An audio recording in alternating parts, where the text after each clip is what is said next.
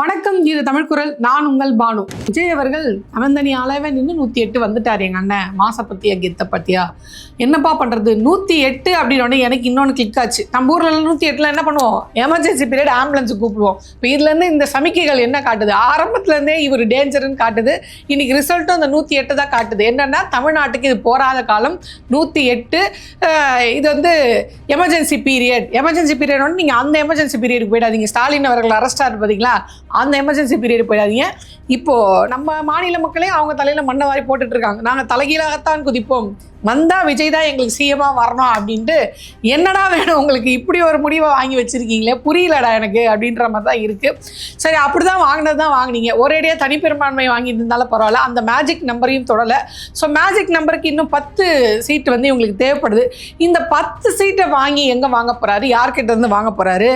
உடனே இது வந்து காங்கிரஸ் அங்கிருந்து தாவ போகுது, விசிக இங்கேருந்து வரப்போகுது, ஒரு பக்கம் வந்து இந்த பக்கம் அதிமுக கூட பேர பேச போகிறாங்க.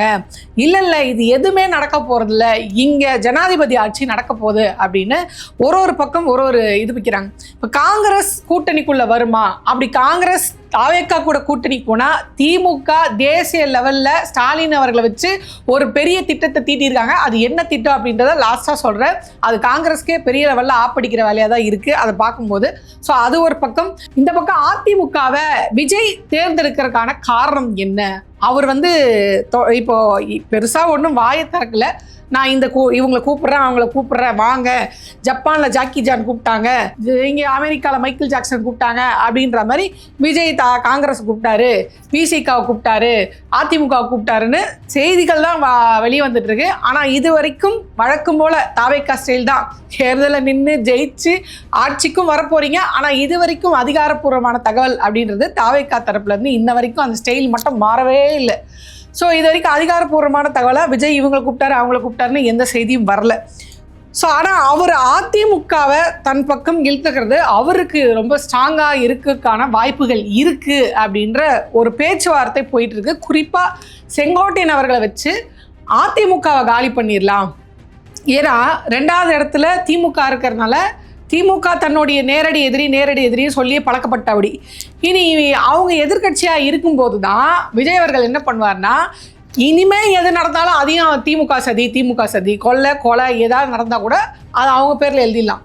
முதல்வராக தாம் பொறுப்பை எடுத்துக்க மாட்டார். நான் சிஎம் இனிமேல், இப்போ நான் இந்த மாநிலத்தோட சிஎம் ஆகிட்டேன், விஜய் அவர்கள் சிஎம் ஆகிட்டாரு, ஏங்க இந்த மாதிரி நடக்குதுங்க, இதுவரை திமுக சதிங்க, இப்போ என்னங்க அப்படின்னா இது எதிர்கட்சியின் சதி அப்படின்னு சொல்வார். ஸோ அதனால் அதை ஃபிக்ஸ் பண்ணிட்டார்.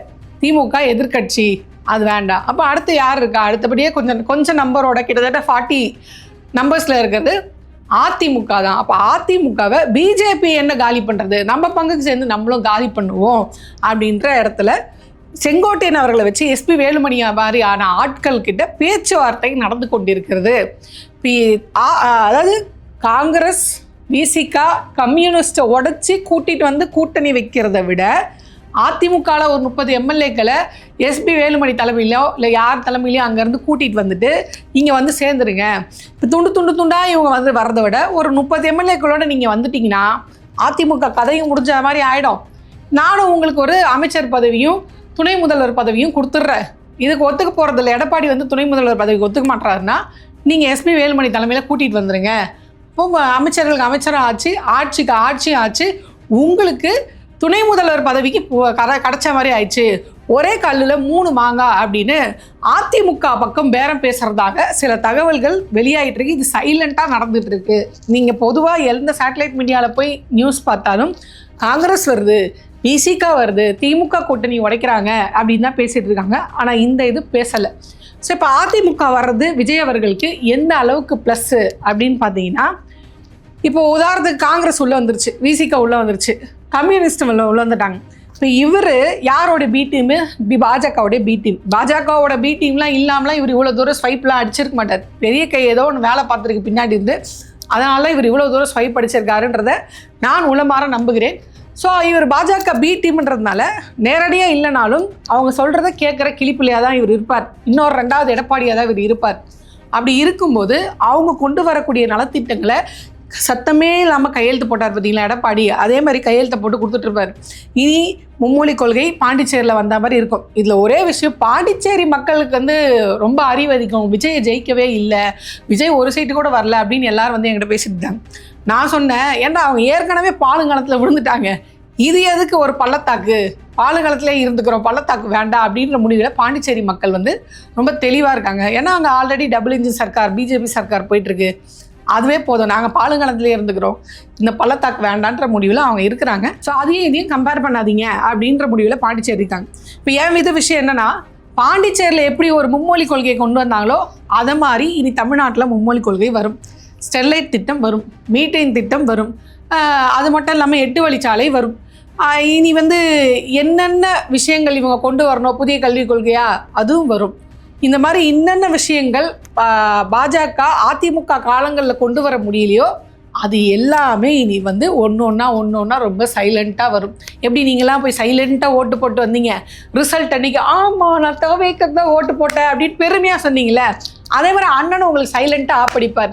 ஆமாம் நான் 8 வழிச்சாலைக்கு உத்தரவு கொடுத்துட்டேன், ஆமாம் நான் மீத்தேனுக்கு உத்தரவு கொடுத்துட்டேன் அப்படின்னு உங்களுக்கு பாரு. அதுக்கு விளக்கம் என்ன சொல்வார் அப்படின்னு பார்த்தீங்கன்னா, நீட்டை வந்து எதிர்க்க மாட்டிங்களா, மருத்துவம் மட்டும் தான் படிப்பா, வேறு ஏதாவது படிங்க அப்படின்வார்.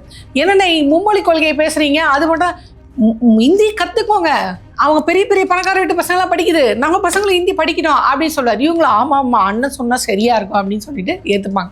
ஸோ இப்படி ஒன்றா வரும்போது பிசிகாவோ காங்கிரஸோ அங்கே இருந்தா இதுக்கெல்லாம் இடையூறாக இருப்பாங்க. அப்போ விஜய் என்ன பண்ணோம், காங்கிரஸோடைய ஒப்புதல் வாங்கணும், விசிகாவோட ஒப்புதல் வாங்கணும், கம்யூனிஸ்டோடைய ஒப்புதல் வாங்கணும்.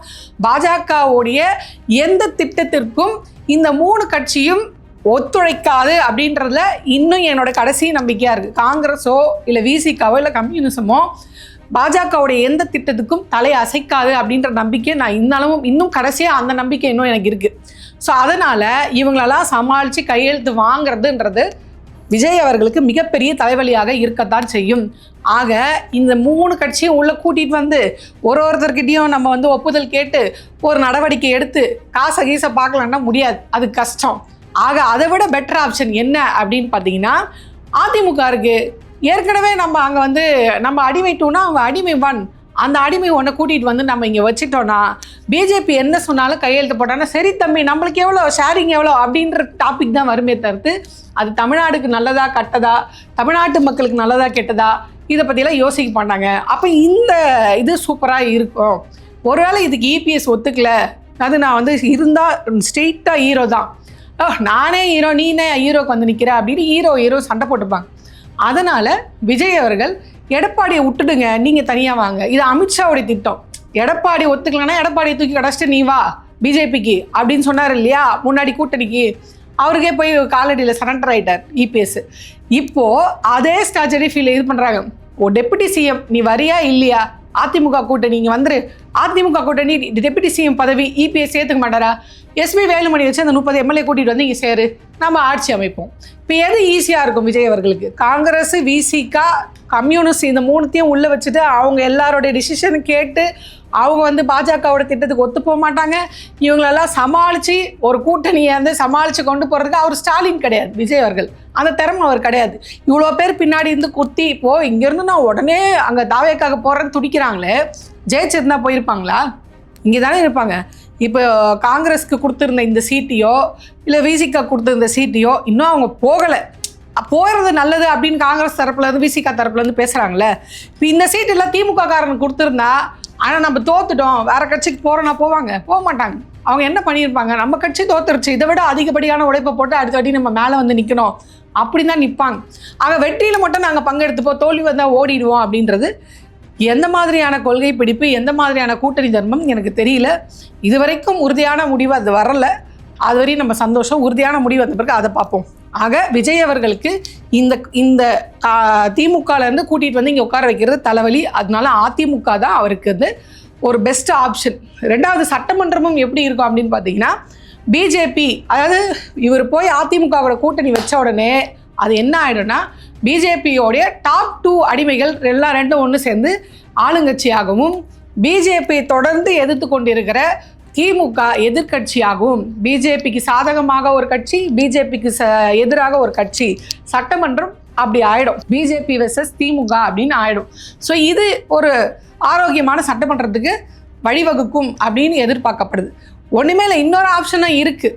ஒருவேளை காங்கிரஸ் இவங்களாம் வராங்கன்னு வைங்களேன், பிடிக்கலப்பா காங்கிரஸ்க்கு பிச்சிட் போடுறது ஒன்றும் பெரிய விஷயம் இல்லைல்ல. இப்போ ஆரம்பத்துலேருந்தே திமுக கிட்ட நீங்கள் வந்து டபுள் டிஜிட் கொடுக்குறீங்களா, இல்லை நான் அங்கே கோவா இந்த படத்தில் வந்து கவுண்டமணி சொல்லார்ல, நோ டுடே புளியம் பிரியாணி டுமாரோ பிரியாணி, இல்லைனா நான் பாட்டிமா கிட்ட போகிறேன், உள்ளன் வாங்கி தெரியா இல்லையா, இல்லை நான் பாட்டிமா கிட்ட போகிறேன் பாட்டிமா அப்படின்னு சொல்லுவாங்களே, அந்த மாதிரி தான் காங்கிரஸ் இப்போ ஒன்று பண்ணிட்டு இருக்கு. நீ வந்து டபுள் டிஜிட் தெரியா, இல்லை நான் தாவேக்கா கிட்ட போவா, நீ வந்து என் கூட கூட்டணி வைக்கிறியா, இல்லை நான் தாவேக்கா கிட்ட போவா, அந்த மாதிரி தொடர்ந்து காங்கிரஸ் பயமுறுத்திட்டு இருக்குல்ல.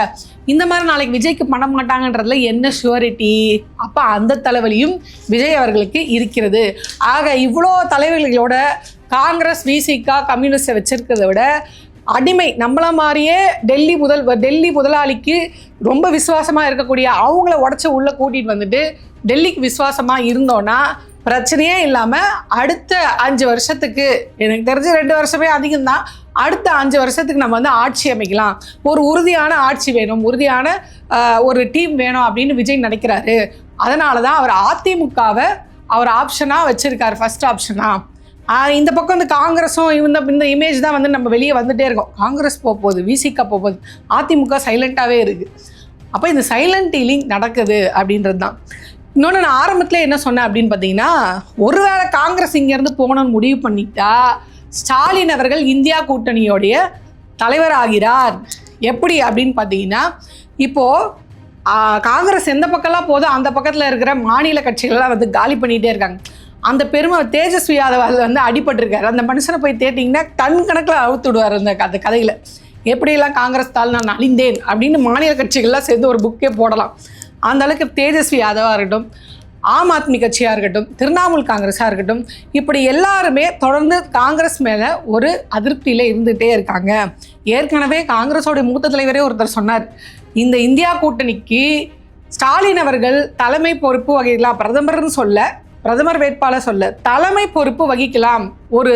ஒரு கட்சியை, ஒரு கூட்டணியை ரொம்ப அழகாக வழிநடத்தி கொண்டு போகிற திறமை ஸ்டாலின் அவர்களுக்கு மட்டும்தான் இருக்குது, அவர் அந்த தலைமை வரலாம் அப்படின்னு அவங்க சொன்னாங்க. அப்போ தலைமை பண்புன்றது ஸ்டாலின் அவருக்கு ரொம்ப நல்லாவே இருக்கிறதுனால இவர் ஒரு வேளை தன்னோட கூட்டணி கட்சிக்கு துரோகம் பண்ணிட்டு காங்கிரஸ் தாவேக்காவுக்கு போகுமானால் இந்தியா கூட்டணி உடையும், தன்னுடைய எம்பிகளுடைய இதை வாங்கிடுவார். யார்? டிஎம்கேங்கிறது திருப்பி வாங்கிட்டு 3வது ஒரு கூட்டணியை தேசிய அளவில் அவங்க அமைக்க போகிறாங்க.